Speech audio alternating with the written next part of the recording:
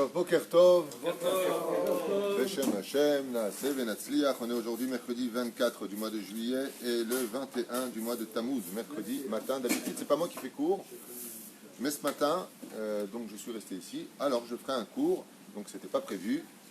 On va parler aujourd'hui de l'avortement. C'est un sujet qui vient souvent à mes oreilles. Beaucoup de questions dans ce domaine. Donc on va en dire simplement deux mots. Je n'ai pas préparé quoi que ce soit, je n'ai même pas dit de moi, j'ai rien, comme d'habitude d'ailleurs.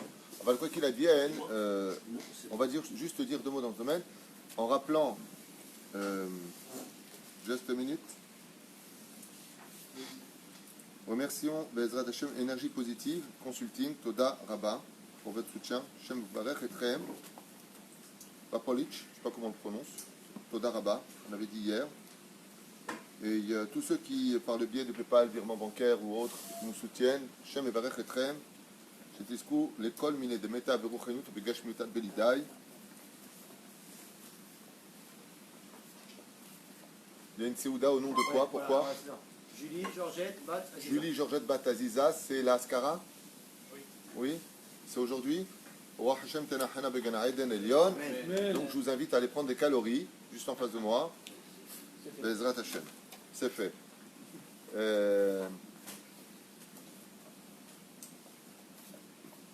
Ok. Shirel Perla et Simcha Bat Alison Mazal Rifouach Shlema Moratimia Gdoshat Sarat Alia Bat Efrat Miriam une grande Rifouach Shlema Yehuda Ben Eliyahu Tamar Israël Ben Dalia qui va un peu mieux pour ceux qui veulent le savoir. Meir Soufan qui n'est pas avec nous mais qui est dans notre cœur tout le temps. Salomé Chaya Bat Miriam Bezrat Hashem, et sans oublier les Lou Nishmat, ça c'était pour la fois Shlema, les Lou Nishmat Yitzhak Ben Sassia, Marcel Bat Haseba, Kol Mete Israël, une grande atzlacha pour vous tous, Refoua Shlema, Lama Meira, Bechoulé, Vechoulé. Ok, Nire Beito Bismano, ce qui est aussi une personne qui a acheté un chiour, mais c'est pas pour la bonne date, c'est pour Carole Calfon, pour les Lou Nishmat de Yitzhak Ben Rachel, pour le 20 août. Mais le 20 août, je ne serai pas là. Donc je vais quand même dédier ce shiur pour l'Elul Nishmato. Ça ne change rien vis-à-vis du Niftar, de celui qui est parti. Au contraire, il reçoit d'ici le 20 août, des gens auront vu ce shiur pour l'élévation de son âme. Alors, la Gemara nous dit comme ça, hein, à propos des Neshamot, En ben David ba ad shikalu kol ha-neshamot. Le Mashiach, la Géoula, elle dépendra de plusieurs simanim, comme c'est marqué dans Masechet Sanhedrin, entre autres. Et un des signes que le créateur du monde attend, parce que sur Terre, c'est vrai qu'on se pose des questions quand même. Je veux dire, tous les simanim de Yecheskel, de Tsefania, on les a. Qu'est-ce qui manque? Il manque pratiquement rien. De tous les simanim qu'on attend, on a tout. La majeure partie du peuple d'Israël est pratiquement sur sa terre. On est revenu, il y a 600 000 personnes au port de Jérusalem. Les arbres donnent leurs fruits, les routes sont faites, les habitants sont là. Nous, Machar, Matam Chake. Il y a des choses qui sont plus dépendantes de nous. La Gemara nous dit non. Il y a ce qu'il faut comme signe sur terre, mais il y a aussi des choses qui doivent venir du ciel. Et qu'est-ce qui vient du ciel? Il faut que toutes les Neshamot juives descendent. De ce fait-là, vous comprenez bien qu'une femme qui fait un avortement, qui ne veut pas de cet enfant-là, empêche la Géoula d'arriver au monde. Pire que ça encore, sans mettre mauvaise conscience, mais on parle de Torah, donc si on veut savoir le Hémet, c'est le Hémet. Parce qu'Al-Pi Halacha, un avortement, c'est un pur meurtre. Non seulement c'est un Issour Chamour Me'od, c'est un interdit extrêmement grave, mais à part ça, c'est un meurtre. Pachout, c'est un meurtre. T'es tombé enceinte, t'es jeune, t'as pas fait exprès, t'as été violé. Anilodama, Hazve Shalom, on n'est pas là pour juger, on est là pour expliquer. Cet enfant-là, il est là, et je vais peut-être vous choquer dans ce que je vais vous dire, mais comme on l'a vu avec Iftach, comme on a vu avec la naissance ambiguë de Moshe Rabbeinu, qui te dit que cet enfant qui est dans ton ventre, c'est pas Mashiach? Tout comme, en aucun cas, tu peux me promettre que ce n'est pas Mashiach, en aucun cas, parce que tu n'en sais rien toi-même, tout comme en aucun cas, tu peux me promettre que c'est Mashiach. Donc 50% oui, 50% non. Sur un calcul mathématique pour une Géoula, pour un peuple entier, et la terre qui souffre encore dans toute cette situation dans laquelle nous sommes, quand tu retires cet enfant-là,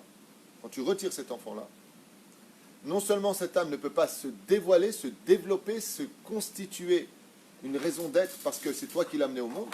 Mais pire, du pire, non seulement tu recules la Géoula, mais en plus ça c'était peut-être le Machar que tu viens d'enlever. On n'en sait rien. Personne ne peut dire ça c'est Machar, ça c'est pas Machar. Le Yada'im. Qui vivra verra, comment ça se passera? Mais dans son dévoilement et dans son développement, il devra faire ses preuves. Et les Chachamim nous disent ce sera la personne duquel on s'attendait le moins. Non, c'est peut-être toi. Vous connaissez tous cette histoire, cette parenthèse tellement importante, très connue, cette histoire qui a fait le tour du monde, d'une jeune fille de 20 ans, même pas 20 ans, elle avait 18 ans, qui rentre dans une boutique à Tel Aviv, qui regarde comme ça les fringues, et puis elle est un petit peu maladroite dans sa façon d'agir. Et donc la vendeuse, une femme de 40 ans, elle regarde comme ça, et qu'est-ce qui se passe? Ça va, et la jeune fille éclate en larmes. Et lui dit qu'est-ce qui se passe et tout ça. Elle lui dit voilà, mon petit copain, il m'a mis enceinte. Et elle lui a dit Tov, Mazel Tov. Et vous allez vous marier au moins? En général, de toute époque, quand un homme était une femme enceinte, il se mariait avec elle. C'est là. Elle lui a dit non, il m'a quitté, il est parti, patati, patata. Elle s'est mise à pleurer. Elle lui a dit s'il n'a pas de papa, au moins il aura une bonne maman. Elle lui a dit pas du tout, à 14h, je vais l'enlever. J'ai rendez-vous pour l'enlever. Tel Aviv, tranquille, on enlève les enfants. Qu'est-ce que tu fais dans la vie? J'enlève un gosse. Et à 15h, je vais au resto. Top. Je vais me faire déchirer parce que s'il y a des femmes qui ont souffert et qui regardent ce cours, dire de quoi il parle celui-là. Je ne suis pas là pour vous plaire, petit 1, petit 2, je vous dis des vérités. Petit 3, si vous ne les entendez pas de moi, vous entendrez à 120 ans après. Donc, mieux vous les entendre maintenant pour savoir comment arranger les choses. Adif. En plus, c'est un cours qui n'était pas prévu, donc c'est Mehamash, mais Hachem.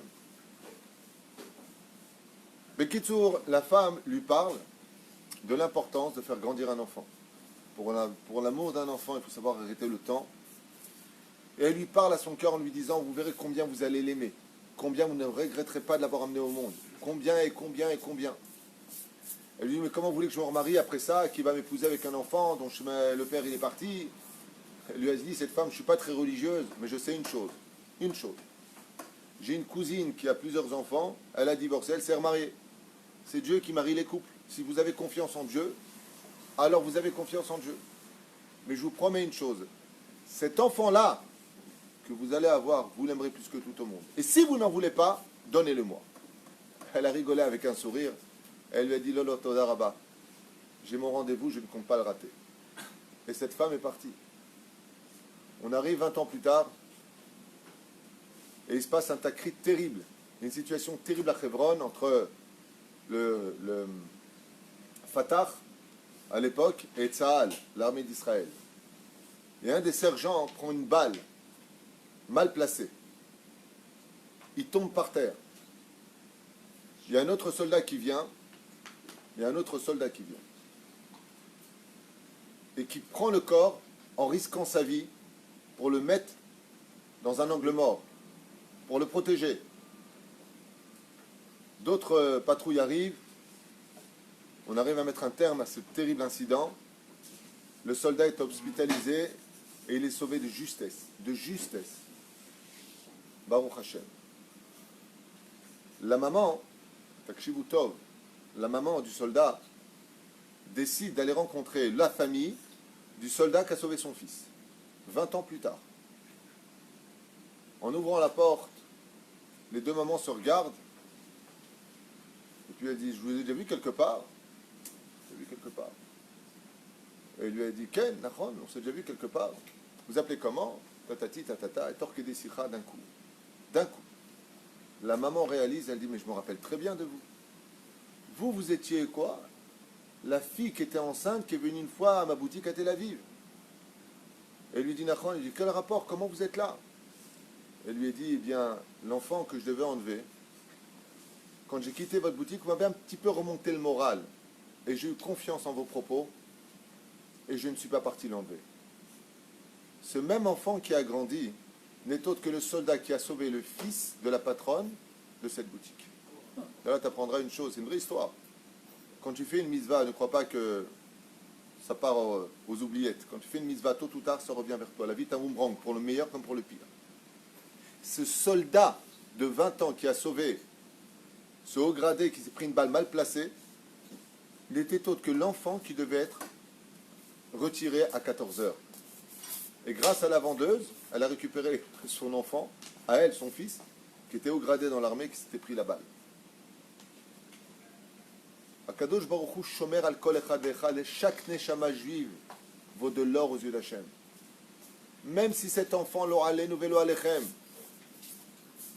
il est mamzer, même s'il est ce qu'il est, chaque personne a un rôle à jouer dans ce monde. Chaque personne. Et toi qui ne vois rien, ne comprends rien, tu n'as pas le droit, sous prétexte que ça t'angoisse à toi dans ta vie, de prendre des décisions sans l'avis d'un dayan. Pourquoi d'un dayan? Une fois, une femme enceinte a eu des complications. En général, il n'y a pas beaucoup de complications avec les femmes enceintes, mais là, dans un cas, pour que c'est une femme enceinte qui écoute, qu'elle ne se mette pas ça sur elle, en tant que Sina, il a dit ça, ça me concerne. Pas de rapport avec toi. Sois tranquille. Et les médecins à Rikhilov lui ont dit que l'enfant, ou elle, la complication au niveau médical mettait la mère en danger de mort. À l'époque, il y avait le Rav Mordechai Eliyahu. Zecher Tzadik Kadosh Ibracha Zchuto Tagana Aleinu. Mordechai Eliyahu, Dolador. Ils sont partis le voir. Et ils lui ont dit, Maosim. Il a répondu, il faut retirer l'enfant. Pourquoi? Parce qu'il a un digne de Rotzerf, l'enfant. Il a un digne de Rodef, exactement. C'est l'enfant qui poursuit la vie de la mère. Ouais. C'est l'enfant qui poursuit la mère. C'est pas la mère qui poursuit l'enfant.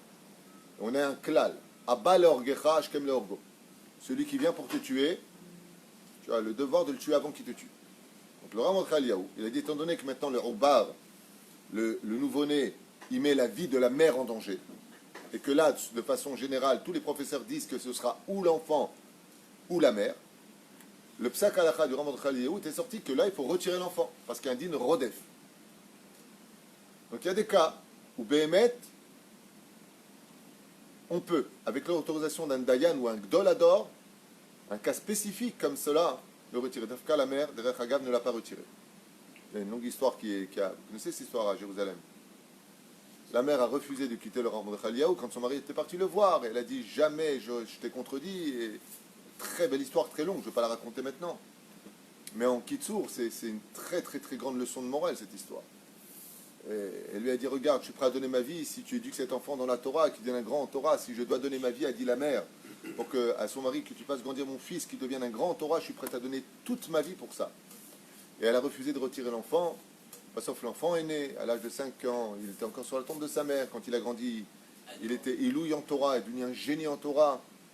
Ils ont déménagé après à Bnei Brak. C'est une longue histoire magnifique. Après cet enfant-là, malheureusement, il a eu une mauvaise fréquentation, cigarette, alcool, patati patata, gonzesse, boîte de nuit. Il a tout quitté, le père s'est vraiment fâché contre lui. Un truc de fou, vous connaissez pas cette histoire? Ouais, très connu, tout le monde la raconte cette histoire. Ouais, après il est parti à l'armée, après l'armée, Baruch Hashem, l'armée c'est pas un drame. Mais il est parti dans l'armée non protégée, ça veut dire qu'il n'est pas parti à Netzach Yehuda. Il est parti Golani, après 3 ans, il est parti en Inde, et son père l'avait mis en garde, un truc de fou. Bassoff, il a fait une totale teshuva parce que... Bon, je vous l'ai fini ou pas? Oui. Voilà, j'ai fini rapidos. Je vous vois comme ça la bouche ouverte. Alors c'est quoi? C'était pas le but. Mais regardez comment ça s'est passé, juste comme ça, pour un peu de mitikout. Cet enfant-là, Bessachakol, quand il a grandi, son père il lui a dit, quoi, tu viens même pas à l'ascara de ta mère qui a donné sa vie pour que tu sois un grand en Torah, tu n'as plus de kippa, tu n'as plus rien, tu fais même plus Shabbat, comment j'ai pu accepter une chose pareille? Ta mère me manque tellement et toi, tu me zalzel. Et lui il répond à ce moment-là, j'ai rien demandé à ma mère. Coup du percute. Le père rentre dans une colère noire intérieure, il est blessé de l'intérieur, il se rend compte qu'il n'y a pas plus ingrat que les enfants quelque part, et patati patata, une longue histoire, Bassoff il décide de partir en Inde. Un bled perdu là-bas où il y a pas mal d'Israéliens, et son père lui dit, si tu prends cet avion, plus jamais tu me reverras. Plus jamais, et je ne te pardonnerai pas. Lui dit à son père, va te faire cuire un œuf, il prend son billet d'avion, il part avec une copine, il va là-bas, et au bout de la 3e année d'absence, donc il est en Inde, il reçoit la visite de quelqu'un dans le quartier où il est, qu'il reconnaît, un homme de Bnei Brak qui était descendu en Inde pour des affaires, pour une usine, travail, et puis il voulait manger cachère, et donc il est arrivé dans ce même lieu, Et comme le hasard n'existe pas vraiment dans l'absolu, Pâques, né à nez, il le reconnaît. Ah, comment ça va? Il s'appelle Yitzhak, l'enfant de Rachagav.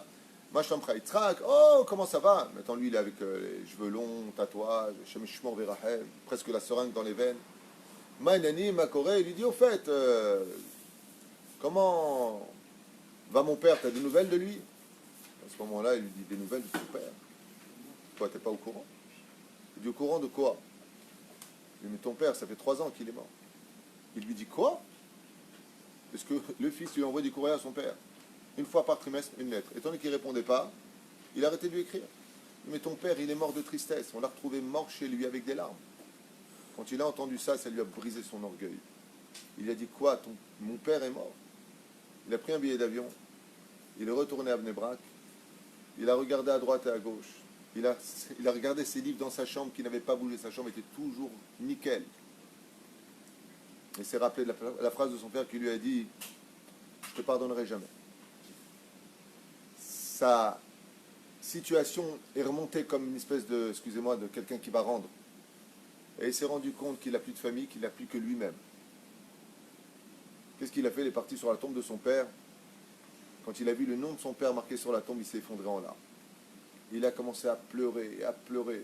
Et toute la joura, toute l'assimilation, toute la clipote qui était en lui se sont déversées dans des larmes qui ont coulé sur ce kever, le kever de son père. Il lui a dit, papa, si tu viens me voir par un moyen ou par un autre, que tu me dis que tu me pardonnes, je te promets de faire une totale teshuva. Mais dis-moi que tu me pardonnes, sinon je ne pourrais pas évoluer dans le monde de la Torah.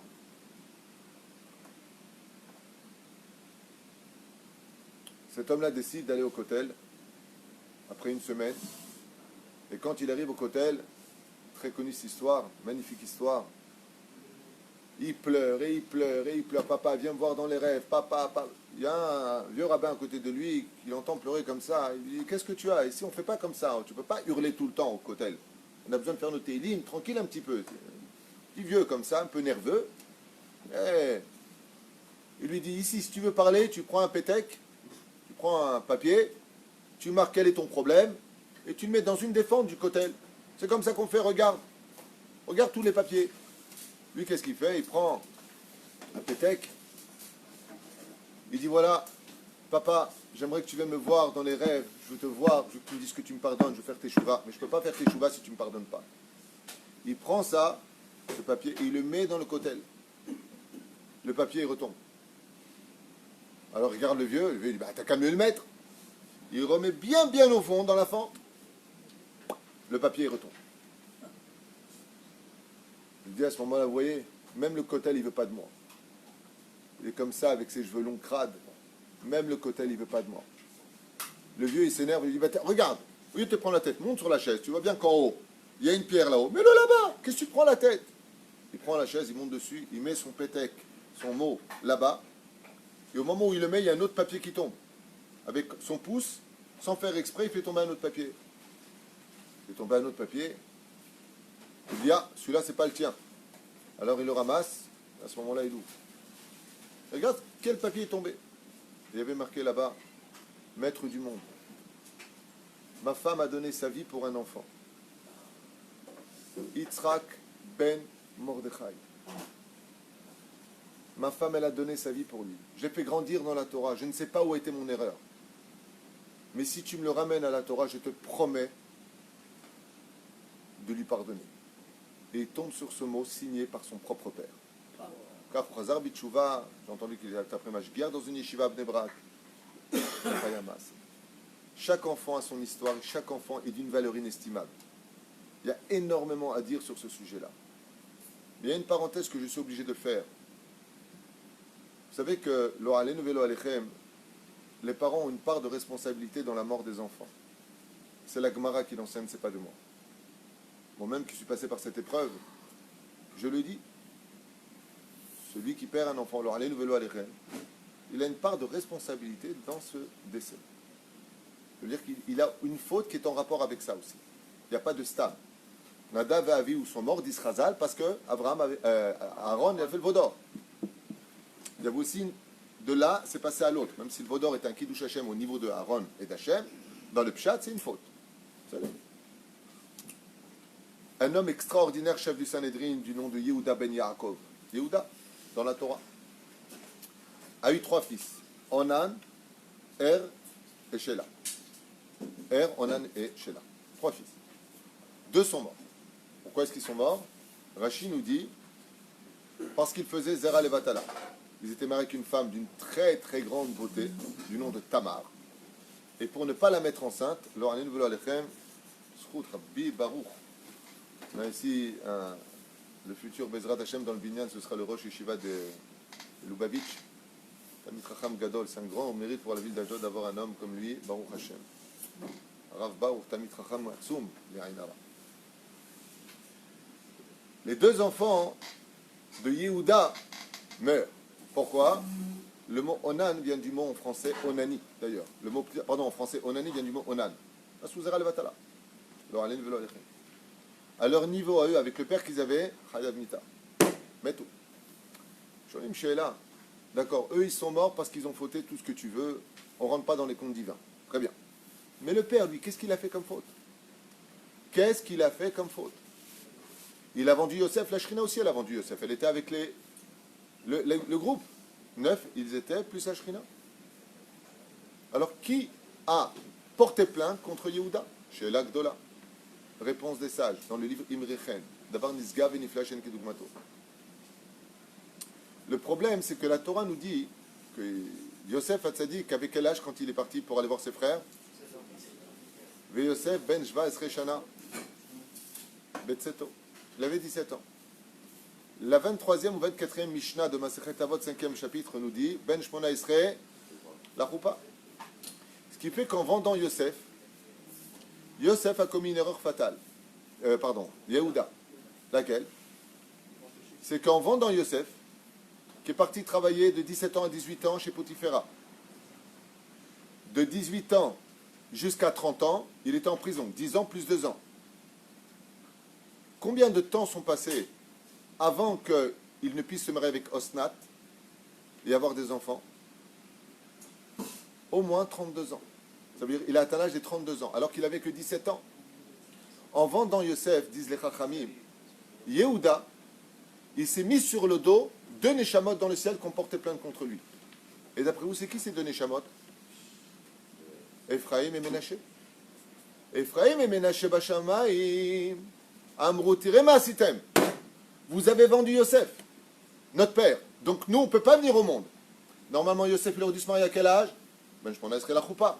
Machartem oto. Les 2 Neshamot, Omer Asefer Merechen, Bashamaïm, les 2 Neshamot. Itleonenu almi, almi shemachar oto. Ils se sont plaints contre qui? Contre Yehuda. Qu'est-ce qu'ils disent?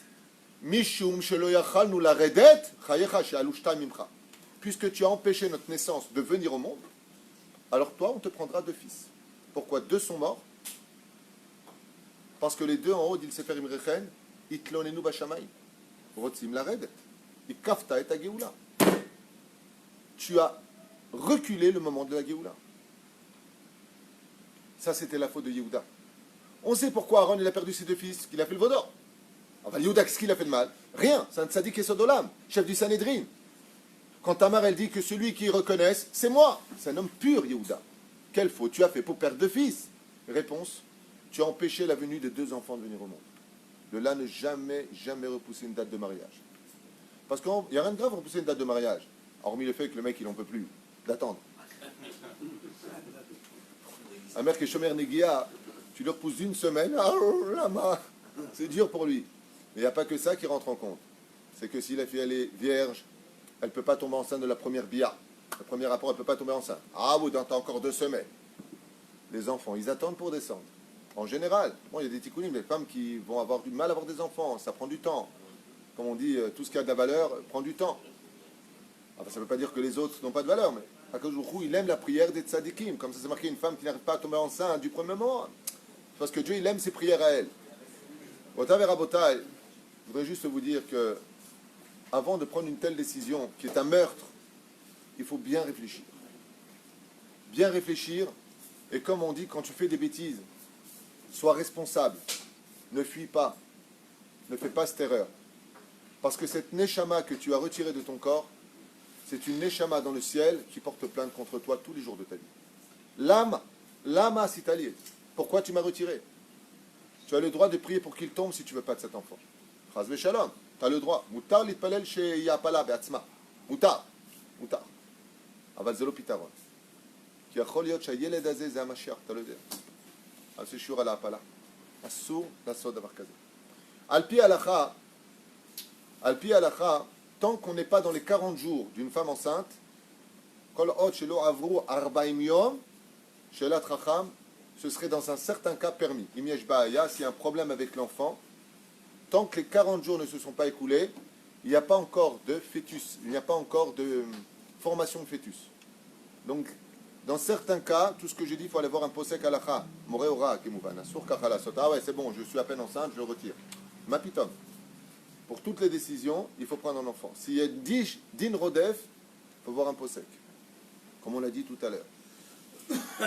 ולכן, בעזרת השם, שנשים לב לדברים האלה, parce qu'il est déjà tard, et celle par contre, qui de l'autre côté veut garder son enfant, elle est tombée une fois enceinte, c'est tombé. Elle est tombée une fois encore enceinte, c'est tombé. Rabbi Nachman, Besefer Amidot, Kotev, il écrit comme ça, qu'elle prenne un morceau de bois, un morceau de pierre d'une tombe d'un tzaddik et qu'elle le porte sur elle. Dans le Sefer Amidot. Une autre ségoula de Rabbi Nachman, magnet. Vous savez c'est quoi un magnet? Tu portes un aimant sur toi. Une femme enceinte qui veut garder son enfant, parce qu'elle a du mal à le garder, Tikach alea magnet. Mazé magnet, un aimant. J'ai Besefer Amidot chez Rabbi Nachman, ségoula, les shmirat erayon. Qu'elle porte sur elle la branche de je ne sais pas qui, pas quoi, qu'elle le garde sur elle, Bezrat Hashem si elle est enceinte et qu'il y a des problèmes pour le tenir, ou un magnet. Betfila kimouvan. La reine Bezrat Hashem, on va arrêter le shiur, il est déjà tard. Niske kulanu lishmor ala mishmar hazeh. Et je finirai juste avec une phrase très importante. Il n'y a aucune différence entre ceux qui mettent un préservatif et zera levatala. Chas veshalom, de mettre un préservatif, c'est strictement assour, c'est zera levatala gamou. Il n'y a pas de différence. La reine, le mieux, mariez-vous jeune. Il n'y a pas de garantie de toute façon pour est-ce que ça va marcher ou pas, pour personne. Pour personne. Les gens qui ont 70 ans qui divorcent aujourd'hui, et à l'appel, il n'y a pas de garantie. Fais attention à ce que tu fais. Quand tu fais des choses, prends tes responsabilités, mais ne fais pas subir à des âmes innocentes la lâcheté de tes actes. C'est dur à entendre, mais il faut mettre un terme avec cela. Pourquoi? Parce que c'est un meurtre. L'or alen velo alechem. La reine, le mieux, c'est comme on fait dans le monde haridi. Tu te maries jeune, on ne va pas se mettre pour pas fauter, il faut créer une famille. Que tu aies des enfants, chaque enfant vient avec sa parnassa, chaque enfant vient avec son mazal. Aval chas v'shalom de faire des choses pareilles parce que ça te poursuivra toute ta vie. Il y a des tikkunim à faire dans Ben Ishraï. Comment il s'appelle son livre? Comment il s'appelle le livre des tikkunim de Ben Ishraï? Là, ils sont là, trois tomes ici. Et là-bas, il écrit pour chaque tikkun, chaque faute, quel tikkun il faut faire. 3 jours de jeûne, et tzedaka, et patati, et patata, et patati, patata. Les chants chachamim. C'est les autres, Rabbi Baou. Les chants chachamim. Là-bas, il écrit tous les tikkunim. Celui qui a fait ça, celui qui a fait ça, celui qui a fait ça, celui qui a fait ça. Lama, c'est mahsom b'chaim. C'est mahsom. C'est un obstacle dans la vie de l'homme, dans le mazal de l'homme. Et c'est une neshama qu'il faut ramener. La reine Bezrat Hashem, combien même vous n'auriez pas voulu de cet enfant, combien même c'est difficile pour vous, combien même vous avez fait des bêtises, l'avortement est un meurtre. Ne fais pas cette erreur-là. Baruch Adonai l'olam amen.